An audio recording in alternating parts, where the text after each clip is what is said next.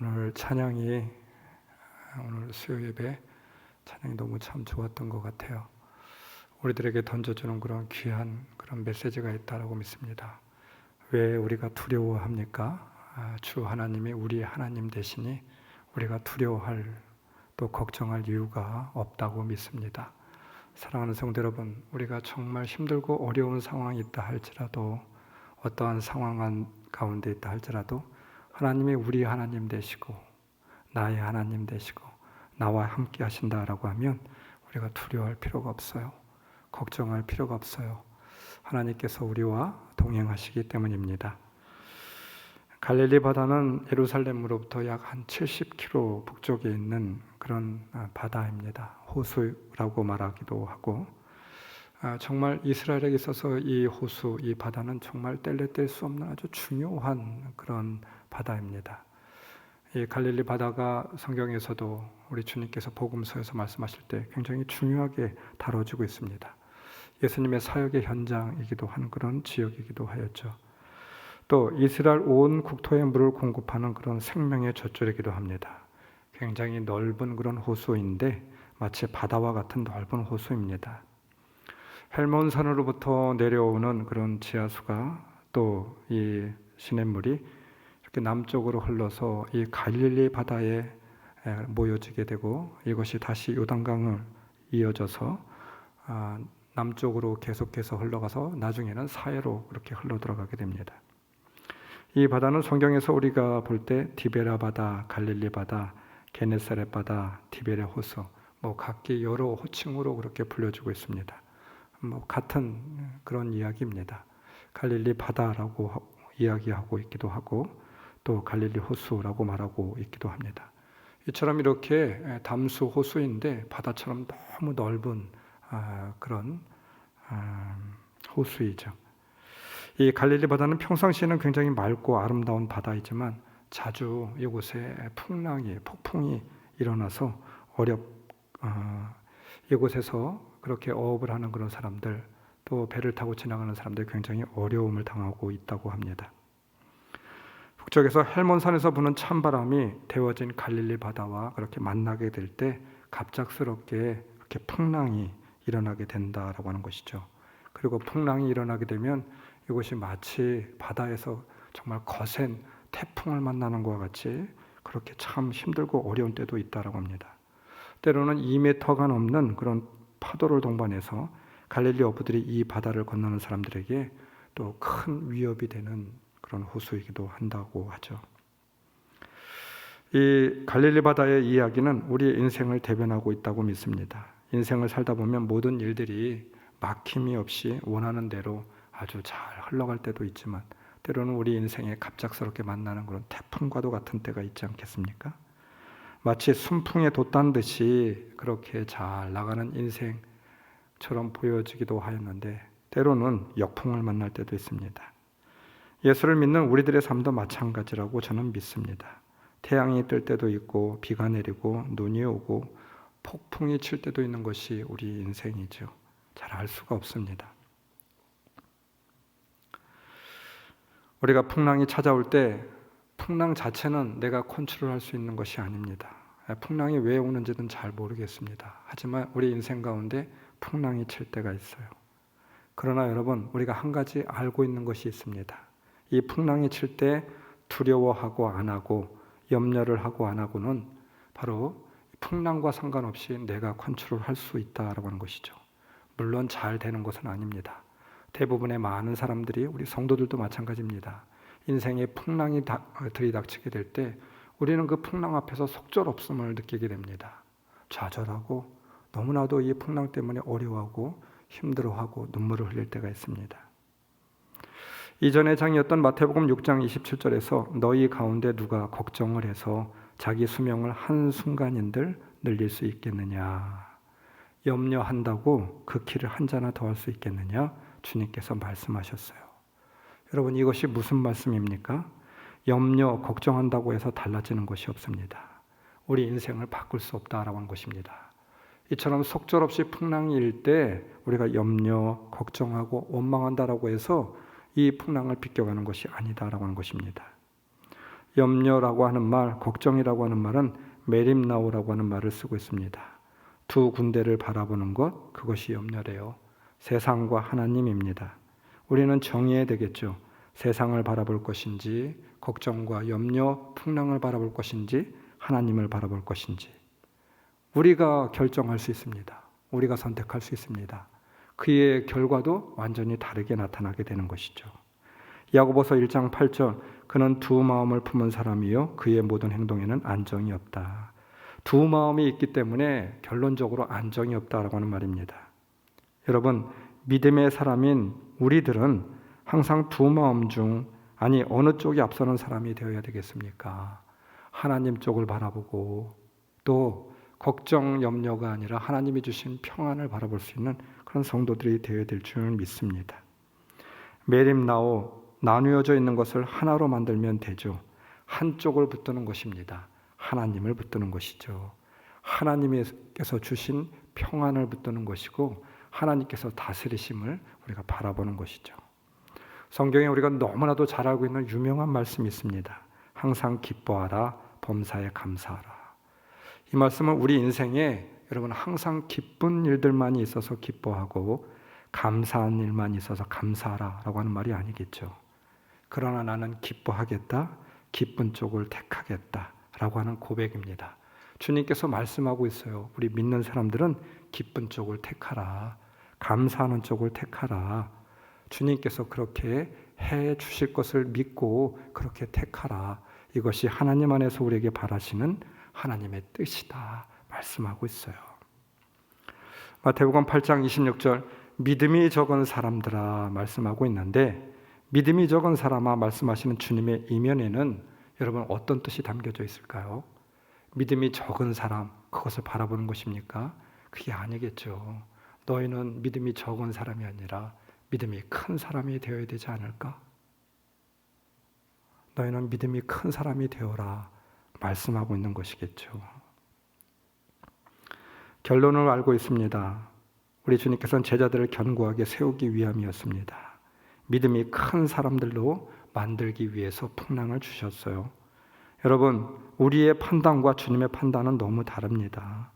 눈앞의 일만 보고 판단하지 말고 우리는 주님의 눈으로 보는 훈련을 해야 되겠어요.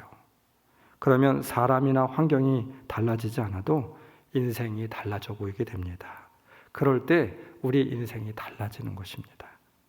우리에게 중요한 것은 도대체 주님이 이 문제를 어떻게 보시는가, 이것이 죽을 일인가, 망할 일인가, 실패로 끝나는 일인가, 아니면 절망으로 끝나는 일인가. 우리가 마음속에 원망과 불평한거리를 찾아보면 많을 것입니다. 어려운 일도 많습니다. 그러나 우리는 먼저 속단해서는 안 됩니다. 우리의 생각과 가치로 판단해서는 안 되는 것이죠. 풍랑을 주신 이유가 있지 않겠습니까? 믿음이 큰 사람이 되기 위한 그런 우리 주님께서 바라는 것이 있지 않겠습니까? 그냥 주무시고 있었던 이유가 무엇이었습니까? 우리 주님의 이유 있는 기다림이었습니다. 그렇습니다. 훈련을 시키는 과정이었어요. 왜 풍랑이 일게 만들었습니까? 그것은 바로 우리의 믿음을 한 단계 더 높여주기 위함이 아닐까요? 여러분, 우리가 잘 알고 있는 대로 새들은 바람 부는 날 둥지를 튼다고 하잖아요.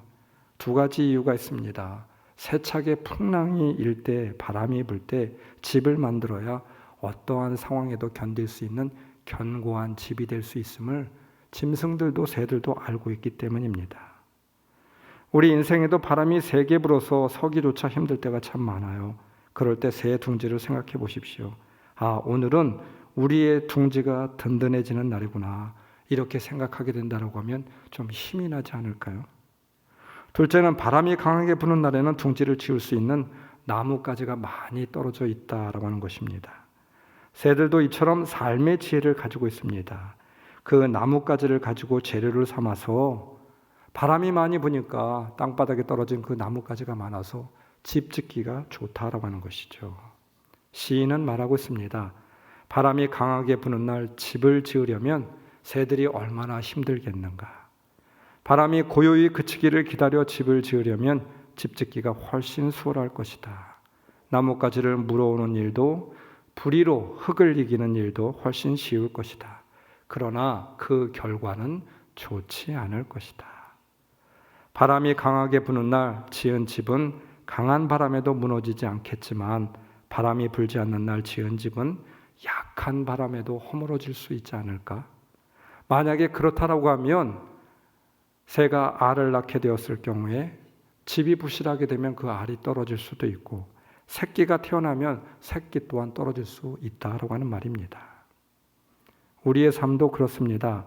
바람 불어 아픈 날이지만 그 바람 때문에 아프고 고통스럽지만 우리가 멀리 생각해 보게 된다라고 하면 믿음의 통찰력으로 바라보게 된다라고 하면 그 아픔이 오히려 우리에게 유익이 될 수 있지 않을까요? 제가 종종 성도들에게 이런 권면의 말씀을 드릴 때가 있습니다. 정말 원치 않는 그런 질병이나 원치 않는 그런 어려운 일들로 찾아오는 그런 성도들이 있어요. 하나님께서 분명히 다스리실 것입니다. 고치실 것입니다. 우리 인생이 너무 밋밋하게 그냥 쭉 흘러간다라고 하면 무슨 의미가 있겠습니까? 때로는 어렵고 힘든 일이 있을 때 그 일들로 인하여서 하나님 앞에 더 가까이 나아갈 수 있는 계기가 된다라고 하면 우리가 전체적인 인생으로 볼 때 그것이 의미 있는 일이 되지 않겠습니까? 그냥 아무런 일도 없이 너무 평탄하여서 그렇게 주님을 잘 모르고 신앙생활도 제대로 하지 못하고 그렇게 흘러가다가 주님을 만나는 것이 좋은 일이겠습니까? 아니면 이번 기회를 통하여서 주님이 다스리심과 역사를 보면서 주님께 더욱더 가까이 나아갈 수 있는 계기가 된다라고 하면 그 일이 좋은 일이겠습니까? 하나님께서는 분명히 그렇게 하실 것입니다. 제가 이런 권면의 말씀을 드려요.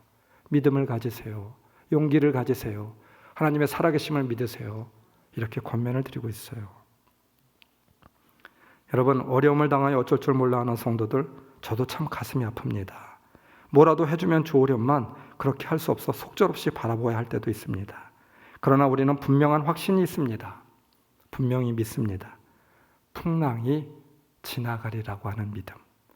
그 풍랑에 우리가 빠져 죽지 않으리라고 하는 믿음. 믿음의 사람들은 그 풍랑으로 인하여 더 빨리 간다라고 하는 사실을 알아야만 됩니다. 바람이 불어야 배를 띄울 수 있고 바람이 불어야 목적지에 더 빨리 갈 수 있지 않을까요? 믿음의 눈을 떠서 풍랑이 있는 것을 우리가 바라보게 된다라고 하면 여러분, 우리 인생 가운데 이 풍랑 때문에 억울해하고 답답해하고 눈물을 흘리기보다도 우리가 정말 주님을 더욱더 바라보고 주님께서 하실 일을 바라보며 나아가는 것이 우리 인생 가운데 더욱더 의미 있는 일이지 않을까요? 인생의 풍랑으로 인하여 그 풍랑을 맞아 주님을 만나고 붙들게 되었을 때 더 큰 믿음의 사람이 되고 인생이 더 풍성하고 견고하게 세워짐을 우리가 다시 한번 고백할 수 있는 귀한 시간이 되었으면 좋겠어요. 찬송가 373장, 제가 참 좋아하는 찬송입니다. 큰 물결 일어나 나 쉬지 못하나 이 풍랑으로 인하여 더 빨리 갑니다. 풍랑이 있기에 주님을 발견하였습니다.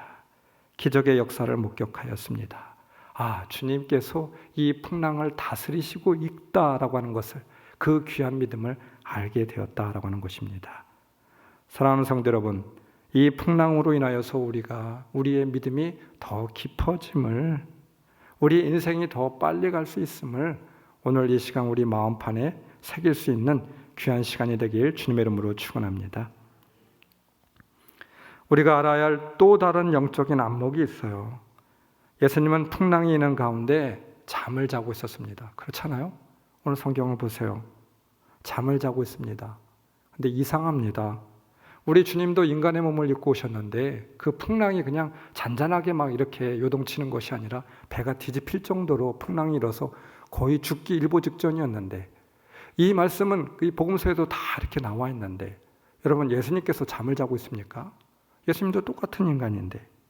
아니죠. 잠을 자고 있는 것이 아니라 잠을 자고 있는 척하고 있는 것 아니겠습니까? 왜 그럴까요? 혹시 주님이 잠을 자는 척하고 계시고 있는 이유는 무엇일까요? 예수님도 잠을 주무실 수가 없었습니다. 눈을 감고 주님은 아마도 기다리고 있었던 듯 보여집니다.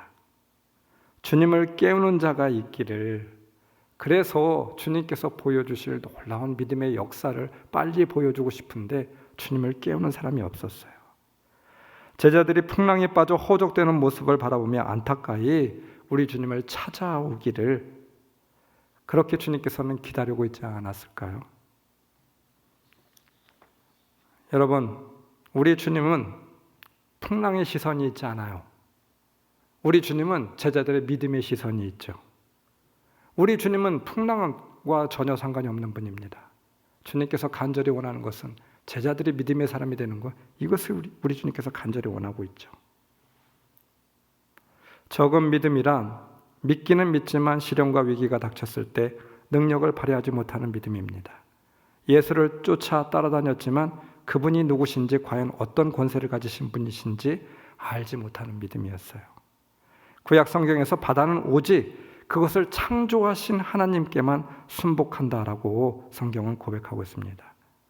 주께서 바다의 흉흉함을 다스리시며 그 파도가 일어날 때에 평정케 하시나이다. 예수님께서 잠을 잔다고 말씀하시고 있는데 이 말씀의 이면에는 풍랑을 다스리시며 정복하시는 분의 절대적인 권위를 의미하고 있는 말씀입니다. 여러분, 풍랑을 다스리심을 알아야만 됩니다. 그러면 우리는 풍랑 앞에서 떨 필요가 없습니다. 두려워하거나 원망, 좌절할 이유가 없습니다. 주님이 풍랑을 다스리세요. 그리고 우리 주님께서 간절히 원하는 것은 바로 제자들이 와서 주님을 깨우고 그 놀라운 믿음의 일들을 보기 원하시는 일이었습니다. 예수님을 깨울 그 한 사람을 기다리고 있었어요. 안타까이 찾고 있었습니다. 나중에야 깨닫지 말고 즉시 예수님을 깨워야만 됩니다. 깨우기 전까지 풍랑은 계속해서 일게 될 수밖에 없습니다.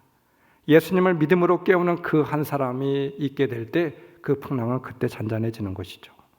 오늘 이 시대에도 풍랑이 일어나고 있습니다. 그러나 그 예수님을 깨울 그 한 사람을 우리 주님은 기다리고 있는 듯 보여집니다.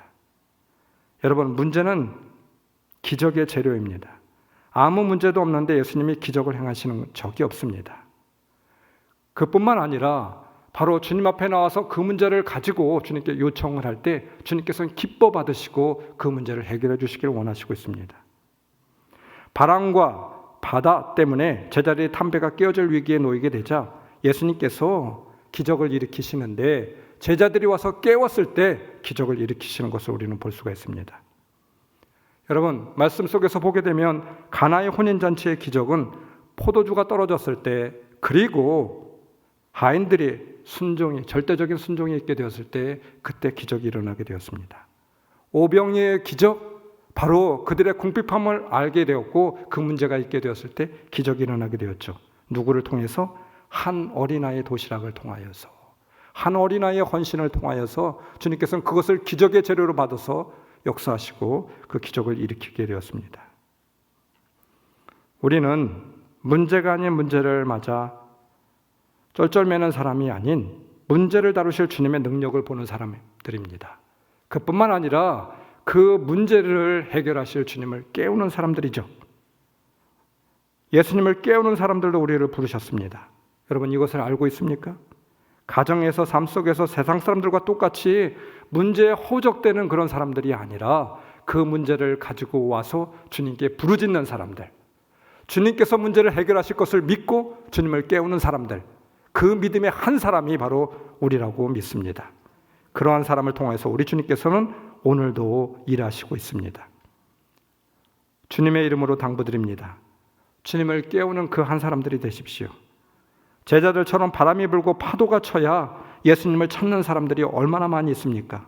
그때 가서 예수님을 찾아도 예수님은 오셔서 구해 주겠지만 고생은 고생도로 해야 합니다.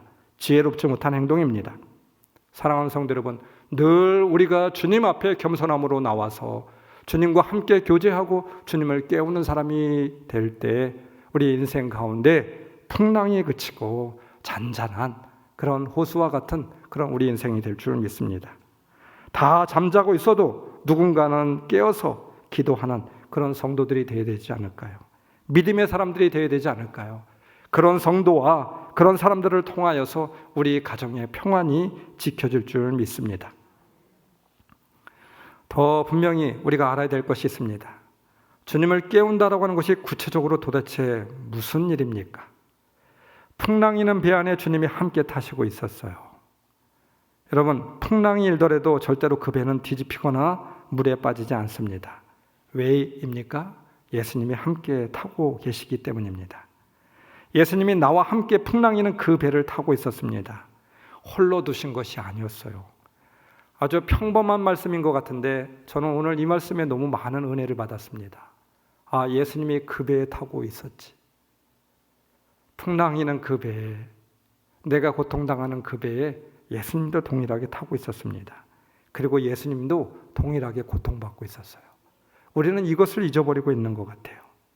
여러분, 그 풍랑이는 그 배에 예수님이 타고 있다라고 하면, 나와 함께 같이 타고 있다라고 하면 우리는 안심할 수 있지 않을까요?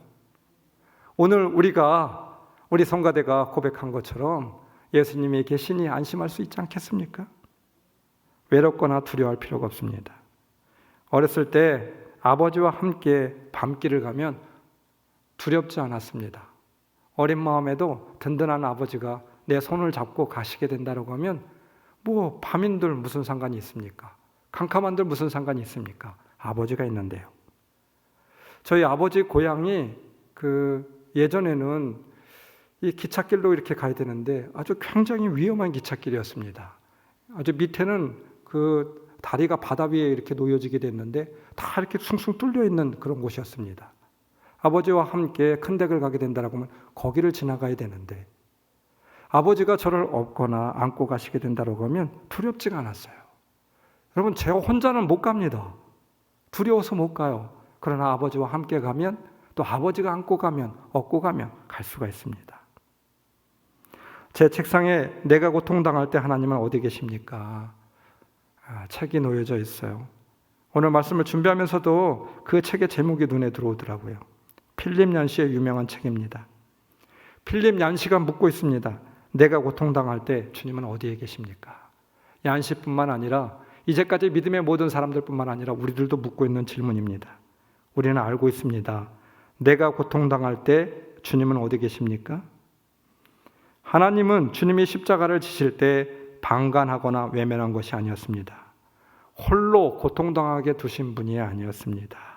하나님의 구원의 경륜을 이루기 위해서 예수님은 그곳에서 십자가를 지셔야 되니까, 고통당해야 되니까 그래서 바라보신 것입니까? 아닙니다. 그보다는 더 깊은 경륜이 있지 않겠어요? 하나님은 그 시간에 어디에 계셨습니까? 그 시간에 십자가의 주님과 함께 계셨죠. 십자가 위에서 함께 고통당하셨습니다. 십자가 위에 스스로 죽으셨습니다. 우리 하나님도 동일하게. 여러분, 우리 인생도 마찬가지입니다. 필립 얀시는 독일 아우슈비츠 감옥에서 교수대에 있는 사람들, 죄 없는 어린아이가 교수대 위에서 밧줄에 목에 걸려 바둥바둥 죽어가고 있을 때 어느 누가 이렇게 외치게 되었습니다. 그 연약한 인생을 보면서 저 연약한 인생이 무슨 죄가 있어서 저렇게 죽어가면 안 되는가? 하나님 도대체 어디에 계십니까? 하나님은 눈이 멀은 하나님이십니까? 귀가 먹은 하나님이십니까? 도대체 하나님은 어디에 계십니까? 울부짖으며 그렇게 외치게 되었습니다. 그때 한쪽에서 신음하며 외치는 소리가 있었어요. 하나님은 바로 여기 계시다.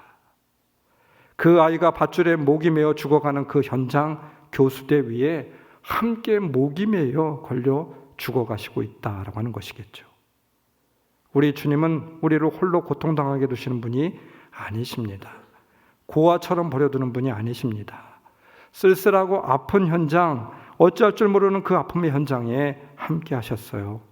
이제까지 늘 그렇게 하셨습니다. 앞으로도 그렇게 하실 것입니다. 오늘 말씀이 바로 그 증거입니다.